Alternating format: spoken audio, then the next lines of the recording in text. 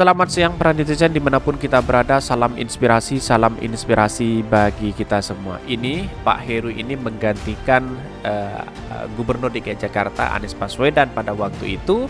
Dan banyak yang menjadi spekulasi bahwa Pak Heru ini adalah sebagai pengganti begitu kan.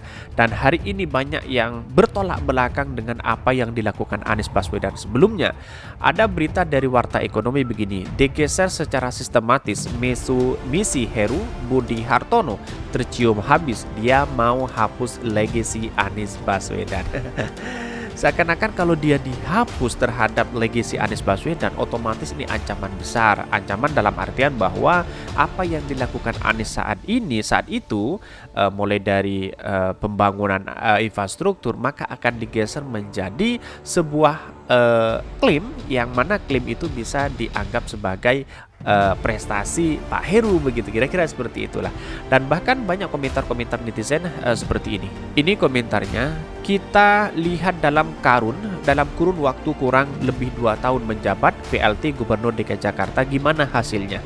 Yang pasti 99% lebih bagus menurut mereka dan kelompoknya Desi, Kuntadi, Romla dan golongannya yang bilang Jakarta jauh lebih baik. Akhirnya Jakarta pada pembela kritis. Kritis itu multi makna, banyak sekali kan. Masih ada yang percaya dengan janji politisi? Mereka sendiri yang ngomong, nggak ada kawan abadi pun musuh abadi. Nggak setia kawan babar leskan, sekarang berteman besok musuhan. Mancal-mancal tidak teguh dan sifat menonjol munafik itu selain dusta, khianat, ingkar adalah plin-plan. Cukong oligarki yang saya bacakan ini pro dan kontra, tetapi ini bagian dari aspirasi begitu kan, bagian dari demokrasi yang harus kita dengarkan bersama begitu.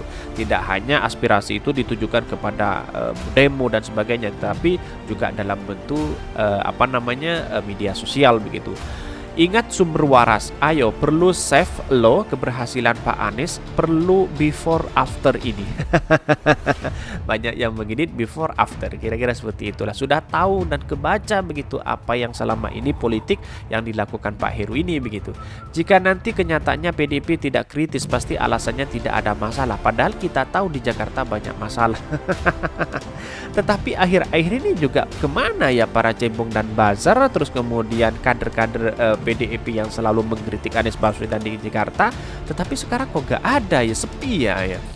Gimana ya jika regulasi yang sudah dibuat Anies lebih baik nanti ketiban dirubah lagi sedikit hanuhan. Selamat datang reklamasi, selamat datang RSS dan tanah cengkereng, banyak sekali yang menurut mereka kritis, terus nyalahin pemerintah Anies. Kacau bu, masih percaya si merah? Banyak yang mentweet kepada mereka begitu kan. Data digital memang kejam, kritis kalau kemauan nggak dituruti, kritis untuk tujuan tertentu kok kong kali kong dengan cara yang nggak jelas, demokrasi kampret. Pilih pemimpin tanpa melibatkan rakyat, ini panik ya kalau Pak Heru akan membongkar kejanggalan yang ada di kerja. Yang mau dibongkar apa? Nah ini kan pertanyaannya publik kan begitu. Kalau masih cebong nimbun di sini tidak menjadi masalah karena bagian dari demokrasi. Yang menjadi pertanyaan, yang mau dibongkar apa? Kasus Formula E mengatakan kemarin teruskan dilanjutkan. Kalau ada tindak pidana korupsi seharusnya tidak dilanjutkan. Kenapa Pak Heru menyarankan kepada Jack Pro untuk melanjutkan? Kira-kira seperti itu. Nah, analisa para cebong itu ya, komentar-komentar para cebong ya dungu sekali begitu kan. Lebih percaya Alin itu ada daripada omongan PDIP kalau saya sih ini. Tetapi menempati janji tak semudah membuat janji yang sudah sering kali hianati. Banyak sekali yang mentweet begitu kan dan kritikan kepada beliau begitu. Save orang ini yang bakal bikin lo jadi pengangguran. Gue tunggu bacotan. Banyak sekali. Kalau nafas sudah hampir habis juga disebut kritis loh. Mudah-mudahan maksudnya bukan bahwa Jakarta dalam kondisi kehabisan nafas. Janji partai itu udah terlalu banyak dan coba dihitung apakah yang ditepati. Banyak. Pejabat gubernur bukan gubernur ya, ini pejabat gubernur ya. Tugasnya pun terbatas, tidak boleh buat kebijakan baru berdasarkan aturan untuk PJ gubernur. Jadi kalau melalui batas aturan bisa ditelusuri rekam jejaknya begitu kan. Budi Heru Hartono, ingat ya, Jakarta udah jauh lebih cakep ini. Sama seperti ngedebrus BBM aja benteng dipercaya. Banyak sekali men-tweet mereka begitu kan. Dan bahkan ini kritikan kepada Heru, kepada siapapun. Dan bahkan ini Ebong mah pasti mingkem seperti Guntur Romli, Yusuf Dumdum, terus kemudian Eko Kuntadi, terus kemudian Dennis Regar dan sebagainya begitu. Dan bahkan di beritanya seperti ini, mari kita baca terlebih dahulu beritanya. Ini beritanya, digeser secara sistematis, misi Heru Budi Hartono tercium habis, dia mau hapus legasi Anies Baswedan. Dikutip dari Warta Ekonomi, politikus Partai Keadilan Sejahtera Muhammad Taufik Zulkifli buka-bukaan menyoroti manuver yang dilakukan oleh pejabat Gubernur DKI Jakarta Budi Hartono. Dirinya curiga bahwa Heru sedang mencoba untuk menghapuskan legasi dan kebijakan positif dari era Anies Baswedan.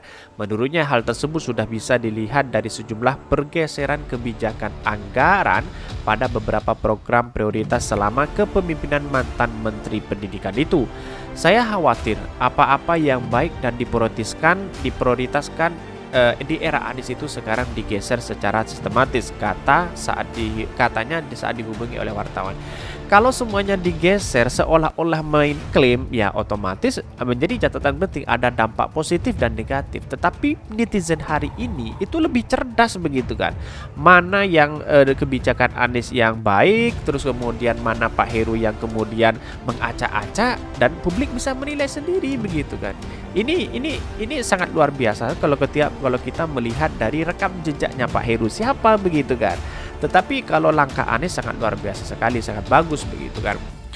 Dan bahkan Taufik menyebut juga 3 program Anies yang mulai digeser sasarannya seperti program jalur sepeda. Saat ini anggaran untuk perluasan dan peningkatan jalur sepeda dikecilkan setelah sebelumnya sempat dihapus dalam rapat komisi. Padahal ini dulu program prioritas di era Pak Anies. Bertujuan ini, Taufik menyebutkan 3 program Anies yang juga digeser sasarannya seperti program jalur sepeda.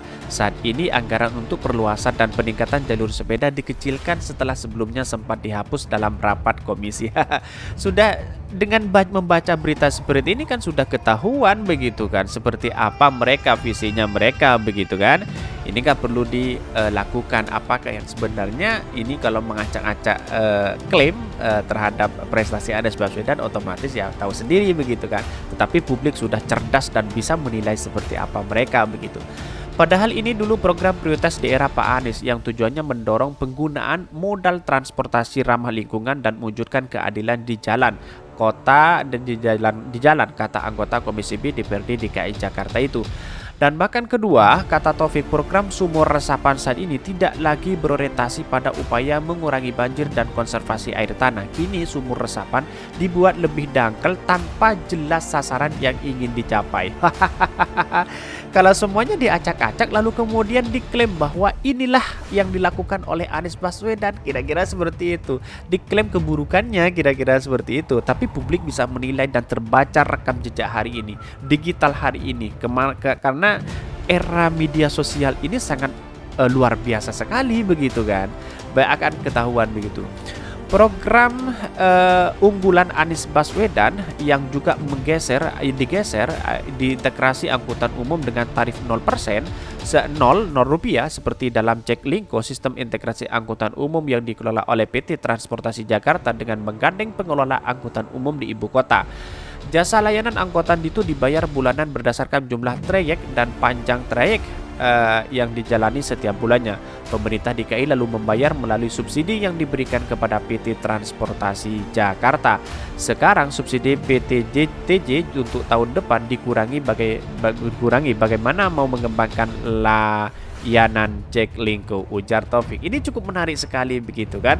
Kalau semuanya diacak-acak ya karena tidak ada prestasi begitu kan untuk selain mengacak-acak sistem yang sudah dibuat oleh Anies Baswedan, dan sekarang mulai lagi dengan hal itu begitu kan. Agar apa? Agar diklaim itu nanti bahwa apa yang dilakukan Anies Baswedan itu gagal begitu. Tetapi publik itu sudah membaca apa yang dilakukan Pak Heru karena rekam jejaknya ada, media media sosial sudah ada, datanya sudah ada, siapa mereka begitu kan.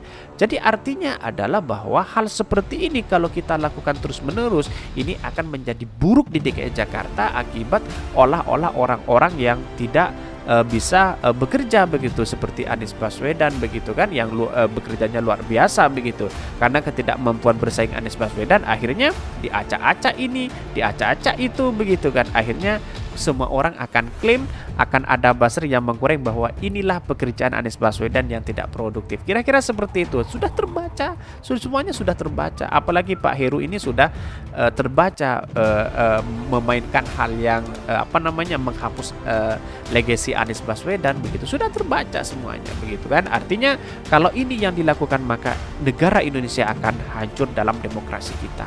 Karena bukan hanya membangun, tetapi menghancurkan begitu kan. Setiap pergantian pemimpin diganti lagi, seharusnya itu dikembangkan begitu kan. Apapun yang dilakukan gubernur sebelumnya dikembangkan begitu, bukan diacak-acak, diklaim kemudian digusur ini, diisir itu, ya tidak bisa begitu.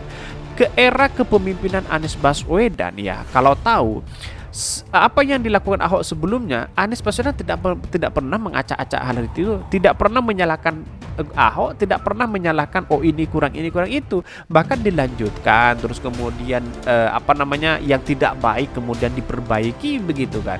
Seperti inilah pemimpin kita begitu kan. Seharusnya begitu demokrasi akan maju kalau seperti ini terus.